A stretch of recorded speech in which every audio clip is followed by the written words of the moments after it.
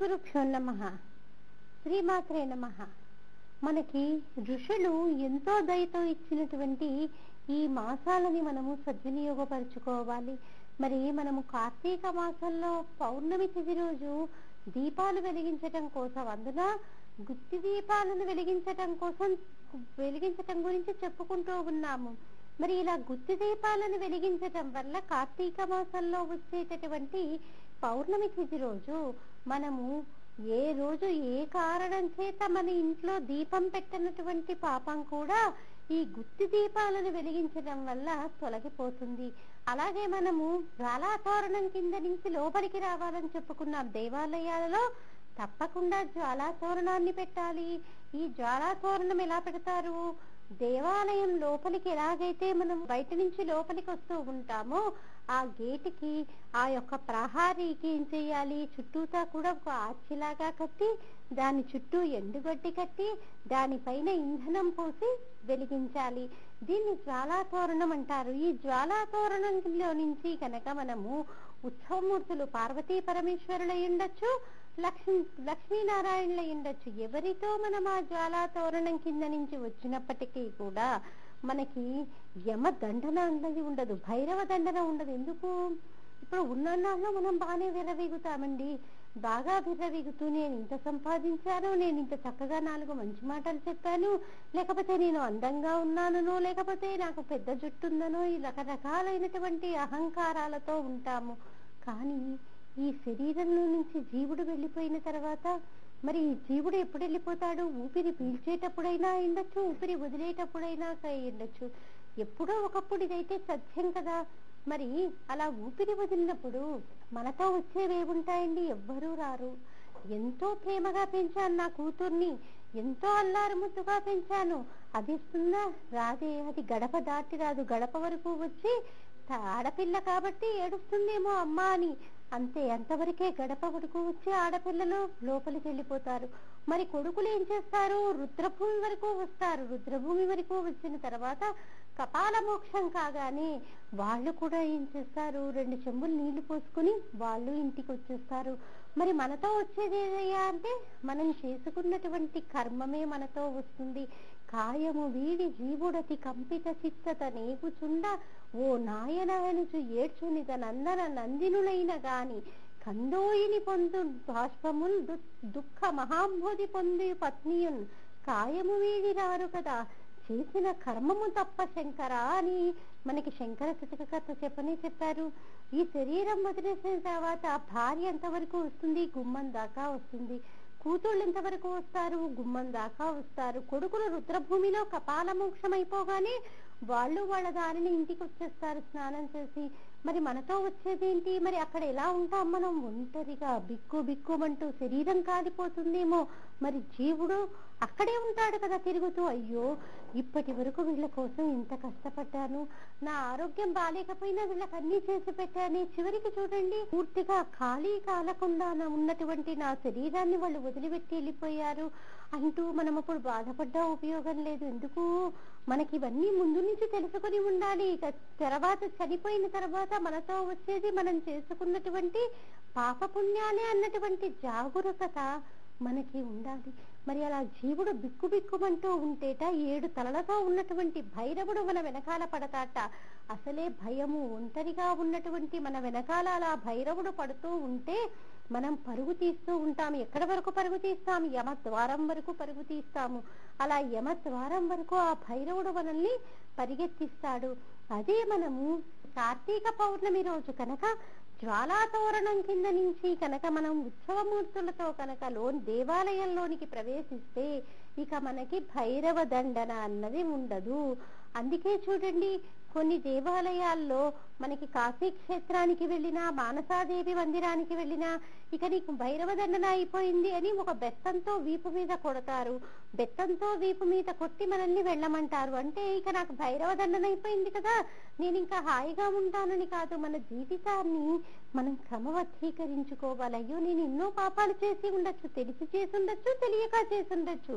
ఎన్నో పాపాలు చేశాను, కానీ ఒకసారి వెళ్ళి భైరవ దండన తిని వచ్చాను కాబట్టి ఇక ఆ తప్పు నేను నా జీవితంలో జరగకుండా చూసుకుంటాను అన్నటువంటి నియమబద్ధమైనటువంటి ఒక ప్రణాళికని మనము సిద్ధం చేసుకోవాలి. మరి ఈ రకంగా జ్వాలా తోరణం మన శ్రీనాథ మహాకవి అయితే ఈ జ్వాలా తోరణం గురించి బహు చక్కగా ఆయన యొక్క భీమఖండంలో వర్ణించారండి. కార్తీక వేళ భీమశంకరుని నగరమందు దూరునెవ్వారు చిచ్చర తోరణంబు వాడు దూరడు ప్రాణ నిర్వాణ వేళ ఘోర భీకరంబగు యవద్వార తోరణంబు. ఎవరైతే కార్తీక పౌర్ణమి రోజు ఈ జ్వాలా తోరణం కింద నుంచి వస్తారో వారికి యమత్వ తోరణాన్ని చూడాల్సినటువంటి అవసరం లేదు అని శ్రీనాథ మహాకవి ఎంతో గొప్పగా సెలవిచ్చారు. కాబట్టి మనకి కార్తీక మాసంలో ఎన్నో గొప్పనైనటువంటి తిథులు ఉన్నాయి. కాబట్టి అవన్నీ కూడా మనం ఏం చెయ్యాలి, సద్వినియోగపరుచుకోవాలి. అయ్యో మళ్ళీ మళ్ళీ వచ్చేవి కాదు కదా ఈ తిథులు అంటూ ప్రతి ఒక్కరం కూడా వాటిని సద్వినియోగపరుచుకోవటానికి ప్రయత్నించాలి. అలాగే మరి మనం కార్తీక దీపం పెట్టేటప్పుడు కార్తీక మాసం అంతా కూడా అభిషేకం చేసేది పూజించేది పరమశివుడినే అయినప్పటికీ కూడా దీనికి అధిష్టాన దేవతగా ఎవరుంటారు, దామోదరుడు ఉంటాడు. అంటే ఆ కృష్ణ పరమాత్మ ఉంటాడు. కాబట్టి మనం ఏం చేస్తాము, కార్తీక దీపం పెట్టేటప్పుడు కార్తీక దామోదరమావాహయామి అంటూ అన్నా మనం దీపం పెడతాము. లేని పక్షంలో కార్తీక త్రయంబకమావాహయామి అంటూ దీపం పెడతాము. మరి నిజానికి దామోదరుడు అంటే ఎవరండి అన్నటువంటి ఒక సందేహం కలుగుతుంది. నిజానికి కృష్ణ అన్నటువంటి నామమే మన మనసుకి అనేక రకాలైనటువంటి స్పందనని కలగజేస్తుందండి. అసలు ఆనందంతో మనసు తాండవం చేస్తుంది కృష్ణ అన్నటువంటి పదాన్ని అనుకుంటే. పైగా ఆయన రూపం చూడండి, కృష్ణ పరమాత్మ యొక్క రూపాన్ని చూసినా ఎన్నిసార్లు చూసినా ఆయన రూపం తనివి తీరుతుందంటే ముత్తులుడికే పాలు కారేటటువంటి బుగ్గలతో చెంపకి చారడేసు కన్నులతో గిరిజాల జుట్టుతో ఉన్నటువంటి ఆ కృష్ణ పరమాత్మ యొక్క మోము చూసామనుకోండి మనకి ఎంత ముద్దుగా అనిపిస్తాడు కృష్ణుడు. నిజానికి దేవతామూర్తులలో ఏ భగవన్మూర్తిని చూసినప్పటికీ కూడా మనకి చేతులెత్తి నమస్కరించాల్సి అనిపిస్తుంది. కానీ ఇద్దరు మూర్తుల్ని చూస్తే మటుకు చేతులెత్తి నమస్కరించాలన్నటువంటి భావన కంటే కూడా బుగ్గలు పుడికి పుచ్చుకొని ముద్దు పెట్టుకోవాలి అన్నటువంటి భావన మనకి మనసులో బలీయంగా కలుగుతుంది. వాళ్ళిద్దరూ ఎవరు, కృష్ణ పరమాత్మ ఒకరు, సుబ్రహ్మణ్యుడు ఒకడు. సుబ్రహ్మణ్యుడు కూడా అంతే, అంతా తల్లి పోలిక. పాలుగారే బుగ్గలతోటి నున్నగా ఉన్నటువంటి బుగ్గలతోటి చూసి చూడగానే మన మనసుని దొంగిలించేస్తారు ఇద్దరు కూడా. అంతటి ముక్త మనోహర రూపాలు ఈ ఇద్దరివి కూడా. మరి బాలకృష్ణుడు చేస్తారు అంటే మామూలుటండి, భాగవతంలో దశమ స్కంధమంతా కూడా ఆయన లీలలే కదా. నిజానికి ప్రతి లీల కూడా ఒక అద్భుతమైనటువంటి ఘట్టము. ప్రతి ఘట్టంలో కూడా రమించి తరించినటువంటి మహానుభావులు ఎంతో మంది ఉన్నారు. పైగా ఈ దామోదర లీల అనేసరికి ఏంటి, సన్యాసులు కూడా చెప్పుకోదగినటువంటి లీల ఈ దామోదర లీల. అంటే అంతటి గొప్పనైనటువంటి లీల. ఈ దామోదర లీలని ఎవరైతే శ్రద్ధగా వింటారో వారి సంసారంలో ఉన్నటువంటి ఇక్కట్లు కూడా అలా తొలగిపోతాయి. అంటే ఏవైనా కష్టాలు ఉన్నాయనుకోండి, సంకటాలు ఉన్నాయనుకోండి, ఏవైనా బంధనాలు ఉన్నాయనుకోండి, అవన్నీ కూడా ఈ దామోదర లీలని మనం భక్తిగా విన్నంత మాత్రాన తొలగిపోతాయి. పైగా మనము ప్రతి నిత్యము కార్తీక దామోదరం ఆవాహయామి అంటూ దీపం పెట్టేటప్పుడు ఒక్కసారి ఆ దామోదర లీలన్నీ తూకిగా తలుచుకున్నా చాలు మనకి అనేక సంకటాల నుంచి మనకి విముక్తి లభిస్తుంది. మరి దామోదరుడు కృష్ణ పరమాత్మ చిన్నతనంలో చేసినటువంటి లీలలు అన్నా ఇన్నా అండి. యశోదమ్మని ఎన్ని తిప్పలు పెట్టాడు. పైగా ఆ గోపకాంతలు కూడా ఎంత మురిపంగా కృష్ణ పరమాత్మని చూసుకునేవారు. ప్రతి ఒక్కరూ కూడా ఆయన లీలల్ని చూసి యశోదమ్మ మీ అబ్బాయి ఇట్టా చేశాడు అట్టా చేశాడని చెప్పినప్పటికీ కూడా ఇక్కడ వెన్న దొంగలించాడు అక్కడ వెన్న దొంగలించాడు అని చెప్పుకున్నా కూడా ఒక రోజు ఆలస్యమైతే అయ్యో ఏంటబ్బా ఈ రోజు కృష్ణుడు రాలేదు అని ప్రతి ఒక్కరూ కూడా ఎదురు చూసేవారు. ఎందుకు, ఆ ముక్త మనోహర రూపం చూడడానికి, తనివి తీరా చూసి ఆనందించటానికి. మరి ప్రతి ఒక్కరూ కూడా యశోదమ్మకి ఆయన తప్పు చేశారని చెప్పేవారు, ఫిర్యాదు చేసేవారు. కానీ ఆయన కనిపించకపోతే ఉండలేకపోయేవారు. అంతగా ఆ గోపకాంతలకి కృష్ణుడికి మధ్య అవినాభావ సంబంధం అంతగా బలపడిపోయింది. అంతగా ఆయన్ని నమ్ముకొని అందరూ కూడా ప్రతిదీ కూడా కృష్ణమయంగా ఆ యొక్క రేపల్లంతా కూడా ఉండిపోయింది.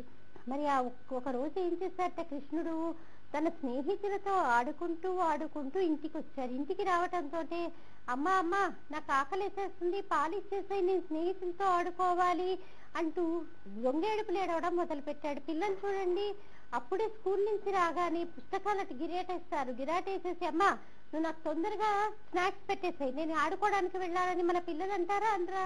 అట్లాగే కృష్ణుడు కూడా అమ్మ నువ్వు నాకు తొందరగా పాలిచ్చేసి నేను నా స్నేహితులతో ఆడుకోవాలి అన్నాడు. యశోదమ్మ పిల్లవాడి మాట విని కూడా తన పని తాను చేసుకుంటుంది. గోపకాంతలకి గోపికలకి ఐశ్వర్యం అంటే ఏంటండి? వాడి యొక్క పాడే వారికి ఐశ్వర్యము. కాబట్టి అప్పుడు యశోదమ్మ ఏం చేస్తోంది, కవ్వంతో పెరుగు చిలుకుతోంది. ఇప్పుడంటే మన పెరుగు ఏముంది, ఒకసారి ఒక కవ్వంతో చిలికినా వస్తుంది, లేకపోతే ఏముంది ఒక గ్లాసులో కాస్త పెరిగేసి అటు ఇటు తిప్పినా మజ్జిగ అయిపోతాయి. కానీ వాళ్ళ పెరుగు అలాంటిది కాదండోయ్, ఒక గట్టి ముక్కని కోసినట్టుగా కొయ్యాల్సి వచ్చేది పెరుగు. అంటే అంత గట్టి పెరుగు ఉండేది. అలాంటి పెరుగును చిలకడం అంటే మరి సామాన్యం కాదు, ఏదో కొద్దిగా ఉండదు, పైగా వాళ్ళకి పాడి చాలా ఉంటుంది. అందుకని ఏం చేసేవారు, ఒక దూలం దగ్గర కుండని పెట్టి ఆ దూలానికి ఒక పొడుగాటి కవ్వాన్ని పెట్టి చాలా సులువుగా ఉంటుంది చిలకడానికి అంటూ వాళ్ళు ఏం చేసేవారు, ఆ తాడుని బిగించుకొని దూలానికి కవ్వానికి మధ్య భగవన్నామాన్ని చెప్పుకుంటూ వాళ్ళు కవ్వంతో చిలుపుతూ ఉండేవారు. మరి యశోదమ్మ కూడా అలా చేస్తూ ఉంటే కృష్ణుడికి ఎక్కడ లేని కోపం వచ్చింది. పిల్లలు చూడండి, వాళ్ళు చెప్పిన పని వినకుండా మన పని మనం చేసుకుంటుంటే వింటారా? వినకుండా ఏం చేస్తారు, మన కుర్చీళ్ళు పట్టుకుంటారు. మన కుర్చీళ్ళు పట్టుకుని అమ్మా నేను చెప్తుంటే నీకు వినిపించట్లేదా, నేను ఇది చేసి పెట్టమని చెప్తున్నాను, నీ పాటికి నువ్వు విని వినటలా వెళ్ళిపోతావేంటి అని నిలదీస్తారా? నిలదీయరా? ఎంత పెద్ద పిల్లలైనా కూడా. మరి బాలకృష్ణుడు అయిపోయా, అమ్మ తన మాటలు వింటలేదని అమ్మ నాకు పాలు ఇయ్యట్లేదు, నేను స్నేహితులతో ఆడుకోవాలి అని ఒకవైపు కంటూ నలుపుకుంటూనే ఏం చేశాట, సుడయుచు నడయుచు గిడయుచు సడి గొట్టిచు నమ్మరమ్ము సన్ని మనుచున్ వడి వడి గంతులు వైచుచు గడవ గదసి బాలకుండు కవ్వం పట్టెన్. ఇప్పుడు పిల్లలు చూడండి, మనం పిల్లలకి చంటి పిల్లలకి పాలిద్దామని ఒళ్ళోకి తీసుకుంటాము, ఒళ్ళోకి తీసుకుని వాళ్ళకి చన్నిస్తాము. ఇదిగానే పిల్లలు చేసేటటువంటి పని ఏంటి, మనము ఆడవాళ్ళము మనకంటే అంటే మన ప్రాణం కంటే కూడా ప్రాణప్రదంగా చూసుకునేది ఏంటి, మంగళసూత్రాలను చూసుకుంటాము. కాబట్టి మంగళసూత్రాలను చూసుకుంటాం కాబట్టి పిల్లవాడు పాలు తాగుతూ ఏం చేస్తాడు, మొదట పట్టుకునేది మంగళసూత్రాలనే పట్టుకుంటాడు. వాడు మంగళసూత్రాలని పట్టుకుని అటు ఇటు తిప్పుతూ ఆడుతూ ఉంటే ఏ తల్లైనా భడవ మంగళసూత్రాలతో ఆడుతూ ఉంటాడు, కొడుతుందా కొట్టదు, అయ్యో గుచ్చుకుంటుంది నాన్న నీ చేతులు ఒరుచుకుపోతాయని చంటి పిల్లల పూల పొట్ల లాంటి చేతుల్ని మనం మెల్లిగా విడిపిస్తూ తప్పు నాన్న వీటితో ఆడకూడదు అంటూ మందలిస్తూనే చేతులు ముద్దు పెట్టుకుంటాం, అంతేకాని కొడతామా? కొట్టము.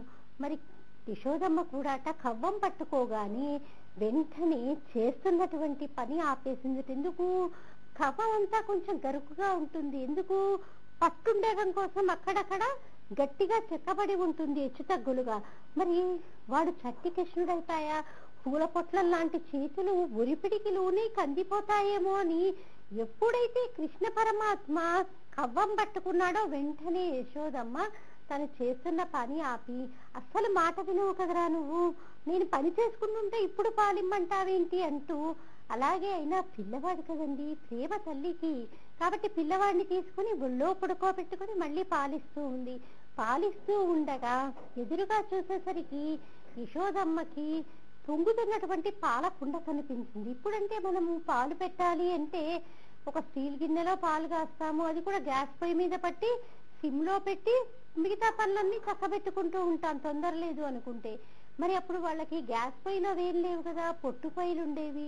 పైగా వాళ్ళు మళ్ళాగా గిన్నెల్లో కాసేవాళ్ళు కాదు, కుండలో పాలు కాసేవారు. కానీ నిజానికి ఇప్పుడు కూడా మనము కుండలో పాలు కాచుకొని అందులో తోడేసుకుంటే కనుక చక్కటి వాసన వస్తుంది. అంటే ఈ మన పాలు కాదు కానీ అప్పుడే గేదె నుంచి పిండినటువంటి పాలు కనుక అందులో కాచుకొని పెట్టుకుంటే చాలా కమ్మటి వాసన వస్తుంది. మరి అలాగే యశోదమ్మ ఏంటి అలా పొంగుతున్నటువంటి పాలను చూసేసరికి ఆవిడకి కంగారు వచ్చి, ఉండు నాన్న ఉండు ఉండు, ఒక్క నిమిషం ఉండు, నీకు ఇప్పుడే మళ్ళీ పాలిస్తాను అంటూ వాడిని, పాలు తాగుతున్నటువంటి వాడిని పక్కన చిన్న పీట మీద కూర్చోపెట్టి పాల కుండ దించడానికి వెళ్ళింది. ఎందుకు? మనమంటే గ్యాస్ పై తుడిచేసుకుంటాం పాలు పొంగిపోతే, అయ్యో పొంగిపోయినాయని అని తిట్టుకుంటూ అంతా తుడుచుకున్నప్పటికీ కూడా మనకి తొందరగా అయిపోతుంది పని. కానీ పొయ్యి ఆరిపోయింది అనుకోండి, పాలు పొంగి మళ్ళీ ఆ పొయ్యి అంటుకోవడానికి వాళ్ళకి చాలా సమయం పడుతుంది. అందుకని కంగారుగా యశోదమ్మ పాలకుండ దించటానికని వెళ్ళింది. కడుపారన్ కనుబాలు తావని సుతున్ కంజాక్షి పీఠంబుపై నిడి పొంగారెడి పాలు దింపుంటకునై నేగంగా దద్వాలుడెక్కడు కోపమ్మున వాడిరాల దది మొత్కుంభంబు ఓగొట్టి తెంపరము కుంభంబులోని వెన్నదిని మిథ్యాసంకుల భాష్పుడై. పోతన గారు చాలా సరళమైనటువంటి తెలుగులో ఎంతో చక్కగా వర్ణించాడు. కడుపారన్ సనుబాలు త్రావని సుతున్. చంటి పిల్లలకి మనము కడుపు నిండకుండా పాలిచ్చామనుకోండి, వాళ్ళు ఊరుకుంటారా? వాళ్ళకి మనకి పూర్తిగా ఎందుకు వెళ్ళామో తెలీదు, కానీ వాళ్ళకి అర్థం చేసుకునేది ఏంటి? పిల్లలు నన్ను ఏమార్చి అమ్మ తన పని చేసుకోవడానికి వెళ్ళింది, నాకు కడుపు నిండా పాలివ్వకుండా అన్నటువంటి కోణంలోనే పిల్లలు ఆలోచిస్తారు. ఇప్పుడు పిల్లలు చూడండి, ఏదో మిరపకాయ ముట్టుకున్నారనుకోండి, వెంటనే మనం ఏం చేస్తాం? ముట్టుకుంటే ముట్టుకున్నాడులే అని వదిలేస్తామా? లేదు, వెంటనే ఏం చేస్తాం? అమ్మో మిరపకాయ ముట్టుకున్నాడు వీడు అని గబగబా వాడి చేతిలో మిరపకాయ తీసి 1కి 4 సార్లు చేతులు తుడిచి వాడు ఏడుస్తూ ఉంటాడు. ఎందుకో వాడి చేతిలో మిరపకాయ తీసేసామని. వాడికి తెలియదు అది మంచికే తీసింది అమ్మా అని. కానీ వాడు ఏడుస్తూ ఉంటే ఏం చేస్తాం? వాడిని అయమార్చడానికి ఏ కాగితం ముక్కో ఇస్తాము. ఏ కాగితం ముక్కో ఇవ్వగానే కాసేపు దాంతో అటు ఇటు తిప్పి ఆడుకుంటాడు. వెంటనే వాడికి తెలుస్తుంది, అమ్మో అమ్మ నా చేతిలో ఆ వస్తువు తీసి ఏమార్చిందని. మళ్ళీ అది గుర్తుకొచ్చి ఏడుస్తాడు. కృష్ణుడు కూడా ఏం చేశాట? అమ్మ చూసావా, నన్ను పాలిస్తానని పాలిస్తూ నాకు పాలివ్వలేదు.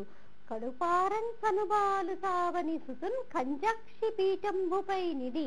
చక్కటి పెద్ద కనులు ఉన్నటువంటి ఆ యశోదమ్మ కడుపు నిండా పాలు త్రాగనటువంటి ఆ యొక్క కొడుకుని పక్కనే చిన్న పీట మీద కూర్చోపెట్టి పొంగారెడి పాలు దింపుంటకునై నేగంగా, పొంగుతున్నటువంటి పాలు దింపటానికని ఆవిడ వెళ్తే గద్వాలుడు ఎక్కడు కోపమ్మున. వాడికి ఎక్కడిదేది కోపం వచ్చిందిట. పిల్లలకి వాళ్ళ చేతిలో వస్తువు లాక్కున్నా, వాళ్ళు చెప్పినటువంటి పని చేయకపోయినా ఎక్కడలేని కోపం వచ్చి ఏం చేస్తారు?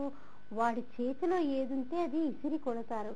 కృష్ణుడికి ఎందుకు కోపం వచ్చింది? అమ్మ నేను చెప్పిన మాట వినకుండా నాకు పాలివ్వడం కంటే కూడా పాల గిన్నె దించటం ఎక్కువైపోయింది, కుండ దించటం ఎక్కువైపోయింది అమ్మకి అని ఎక్కడలేని కోపం తెచ్చుకొని అక్కడే ఉన్నటువంటి తన రాయిని తన చేతిలోనికి తీసుకుని అప్పటి వరకు యశోదమ్మ ఏ కుండలో అయితే మజ్జిగ చిలుకుతూ ఉందో ఆ యొక్క కుండని పగలగొట్టాడు.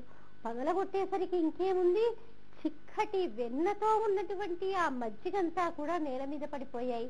మామూలుగా ఏదైనా పడిపోతేనే తుడుచుకోవటం ఆడవాళ్ళకి చాలా ఇబ్బంది. అలాంటిది ఇంత జిట్టుగా ఇంత చిక్కగా ఉన్నటువంటి మజ్జిగ వెన్నతో కూడుకున్నటువంటిది నేలపై పడేసరికి అది బాగు చేసుకోవటం ఇంకా కష్టం కదా. అది చూసి వెంటనే అంతా ఉలికిపోయేసరికి వెంటనే కృష్ణుడి కనిపించిందిట. అమ్మో ఇప్పుడు ఇట్లా చేశానని తెలిస్తే అమ్మ ఊరుకుంటుందా? అమ్మ ఊరుకోదు, నన్ను కొట్టేస్తుందని గబగబా ఏం చేశాట? అక్కడ ఆ నేల మీద ఉన్నటువంటి ఒక 2-3 వెన్న ముద్దల్ని తీసుకున్నట్ట. అందుకురా తీసుకుని మిథ్యాసంకుల భాష్పుడై దొంగేడుపులు ఏడుస్తూ అమ్మ నాకు పాలివ్వలేదు, అమ్మ నాకు పాలివ్వలేదు అంటూ దొంగేడుపులు ఏడుస్తూ కళ్ళు నలుపుకుంటూ, అసలే ముక్త మనోహరమైనటువంటి నీలివర్ణంలో ఉండేటటువంటి ఆ స్వామి ఇలా కన్ననుకుంటూ ఉండేసరికి ఆ కంటికి పెట్టినటువంటి కాటుకంతా కూడా ముఖం నిండా పరుచుకుందిట.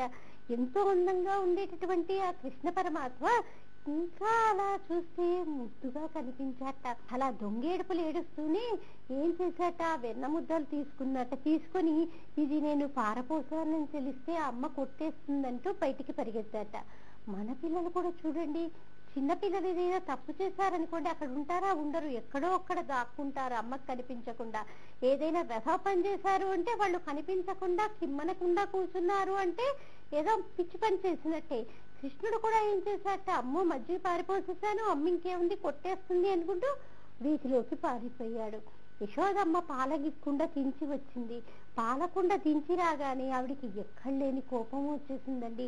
ఎక్కడలేని కోపం వచ్చి ఈ గోపకాంతలు చెప్పింది అంతా కూడా నిజమే, వీడి అల్లరి చాలా అసృతి మించిపోయింది, చూడు ఎంత పారపోసేసాడో వీడు, వీడిని ఎలాగైనా కూడా నేను ఈరోజు దండించాల్సిందే, వీడిని గారాబం చేసి చేసి నేను ఇంత స్థితికి తెచ్చాను. పిల్లలకి అప్పుడప్పుడు దండన కూడా చెయ్యాలి. లాలనమున బహుదోషమ్ములు లోలింబాలింపదాడనోపాయములన్ చాలా గుణములు కలుగును దాడనమ్మే బాలురకు పత్యంబరియన్. పిల్లలకి దండించడమే చక్కటి విద్య, లేకపోతే అసలు వాళ్ళు మాట వింటూ ఇలాగే తయారవుతారు. ఫోన్లే లేక లేక కడిగినటువంటి కుమారుడు కదా అని వీడిని ఎంతో ప్రేమగా పెంచాను, ఒక మాట అనకుండా. చూసావా ఎంత పనిచేశాడో. ప్రతిరోజు గోపకాంతాలు చెప్తుంటే నేను ఏదో అనుకుని వదిలేశాను, కానీ ఈరోజు మన ఇంట్లో చేస్తే నాకు తెలిసింది అని ఎలాగైనా నేను పట్టుకోవాలి అని యశోదమ్మ నేను ఈరోజు ఎలాగైనా కృష్ణుని పట్టుకుంటాను అంటూ ఆవిడ సిద్ధమైంది. అక్కడే ఉన్నటువంటి గోపకాంతలు అన్నారట, నువ్వెక్కడ పట్టుకుంటావమ్మా కృష్ణుణ్ణి, నువ్వు పట్టుకోలేవు, నువ్వు పట్టుకోవాలంటే పట్టుకోగలిగేవాడా, నువ్వు పట్టుకోలేవనేసరికి ఇంకా ఎక్కడ లేని కోపం వచ్చిందిట. నిజానికి మనకి ఒక సామెత కూడా ఉంది, మొగుడు కొట్టినందుకు కాదుట తోడికోడలు నవ్వినందుకు అని. ఈవిడ పిల్లవాడిని పట్టుకుందామనుకుంటే గోపకాంతలు నువ్వెక్కడ పట్టుకుంటావు, నువ్వు కృష్ణుని పట్టుకోలేవనేసరికి ఎక్కడలేని కోపం వచ్చిందిట యశోదమ్మకి. ఎక్కడలేని కోపం వచ్చి కాదు కాదు నేను చూడు ఈరోజు ఎలాగైనా నేను కృష్ణుణ్ణి పట్టుకుంటాను, కృష్ణుణ్ణి పట్టుకొని మీకు చూపిస్తాను అంటూ అప్పటి వరకు చల్ల చిలికి ఉందేమో, వెంటనే యశోదమ్మ ఏం చేసిందిట, మనం కూడా చూడండి ఏదైనా గట్టి పని చేయాలి అనుకుంటే కుచ్చెళ్ళు దోపేస్తాం, కుచ్చెళ్ళు దోపేసిందిట, నడుం చుట్టూ కొంగు బిగించిందిట. అంటే ఇది వరకు ఈ నైటీలు ఇలాంటి ఫ్రాకులు అలాంటివి ఏం లేవు కదా, చక్కగా అందరూ సాంప్రదాయబద్ధమైనటువంటి చీరలే ధరించేవారు. నడుం చుట్టూ కొంగు బిగించేసి కుచ్చెళ్ళు దోపుకొని ముడిని గట్టిగా జుట్టుని గట్టిగా చుట్టుకొని కృష్ణుణ్ణి పట్టుకుందామని బయటికి పరిగెత్తిందిట.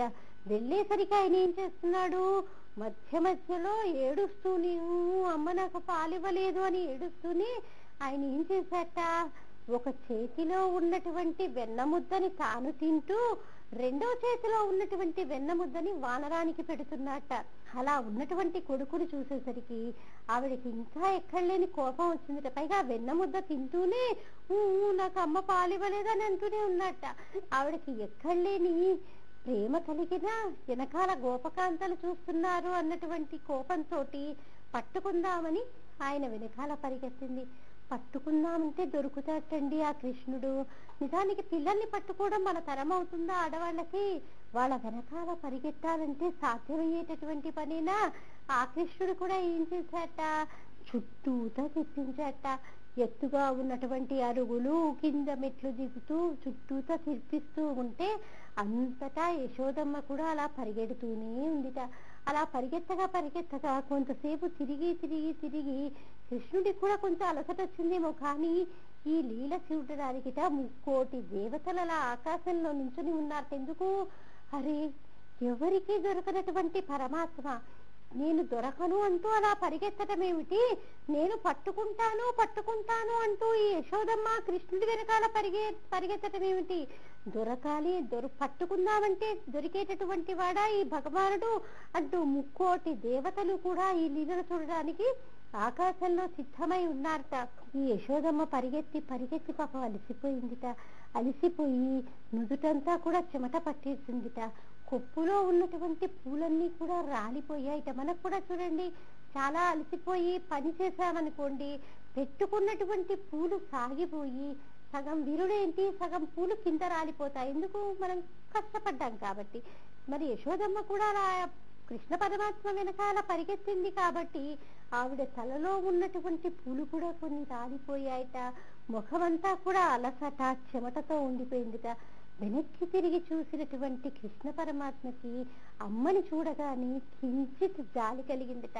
అయ్యో పిచ్చి తల్లి, నన్ను పట్టుకుందాము పట్టుకుందాము అంటూ వస్తుంది, నువ్వు పట్టుకోవాలంటే నేను పట్టుబడేవాడిని కాదమ్మా అని ఎలా చెప్పాలి నేను నా తల్లికి, నేను పట్టుబడాలి అనుకుంటేనే నేను నీకు పట్టుబడతానమ్మా, అంతేకాని నువ్వు పట్టుకోవాలంటే నేను దొరికేటటువంటి వాడిని కాదు అని ఈ పిచ్చి తల్లికి ఎలా చెప్పాలి అని అనుకున్నట్ట.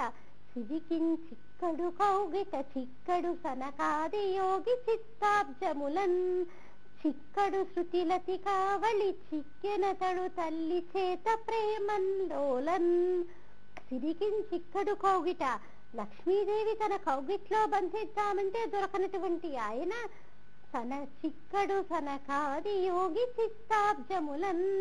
యోగులందరూ కూడా ఆయన్ని ధ్యానం చేద్దామంటే వారి యొక్క ధ్యానానికి కూడా దొరకనటువంటి ఆ మహానుభావుడు చిక్కడు శృతిలతి కావడి, వేదాలకి కూడా దొరకనటువంటి ఆ పరమాత్మ చిక్కెనతడు తల్లి చేత ప్రేమన్రోలన్. ఆయన ఒకే ఒక పదానికి దొరికిపోయాడు, తల్లి యొక్క ప్రేమ అనేటటువంటి పదానికి ఆయన దొరికిపోయాడు. ఆయన్ని యశోదమ్మ పట్టుకుంది. ఈ లీలని చూస్తూ ముక్కోటి దేవతలు కూడా అసలు ఆశ్చర్యాన్ని పొందారు. అయ్యో, ఎవరికీ దొరకనటువంటి పరమాత్మ యశోదమ్మకి దొరికిపోయాడా అంటూ ఆశ్చర్య పొందారట. మార్గశీర్ష మాసంలో వచ్చేటటువంటి చివరి మంగళవారం రోజున సామూహికంగా కాత్యాయని వ్రతాలను నిర్వహిస్తున్నాము.